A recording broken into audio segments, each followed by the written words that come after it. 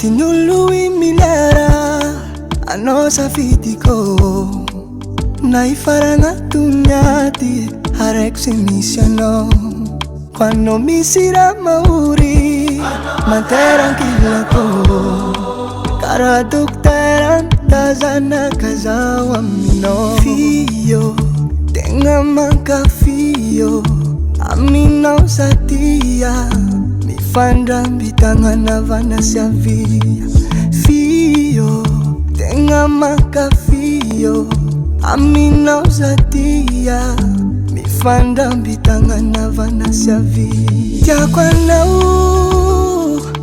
kwanau tenga tia kwanau sababu lau tia kwanau tenga tia kwanau sababu lau.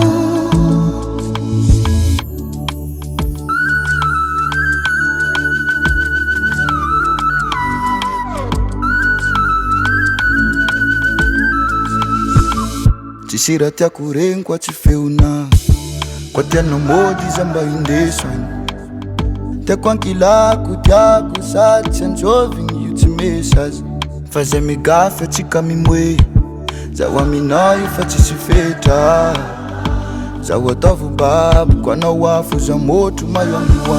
Baby you the best, I give you my bless. Zeta na talk chambela kwa nondere Pano ni wapsi kwa tano check chika mfale ambuf de mangala stress. You are the best, I give you my bless. Zeta na talk chambela kwa nondere Pano ni wapsi kwa tano check chika mfale ambuf de mangala stress. Fio, tenga manka fio amino satia mi fanda bitanga na vanasia fio tenga manka fio amino satia mi fanda bitanga na vanasia tia kwanau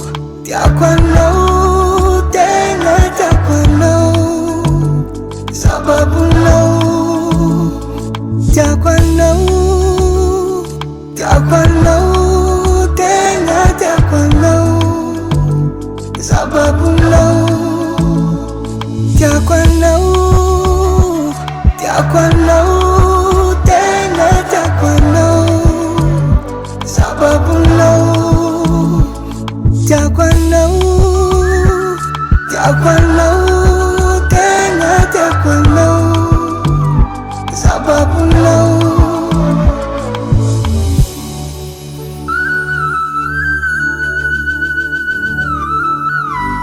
Davat Record.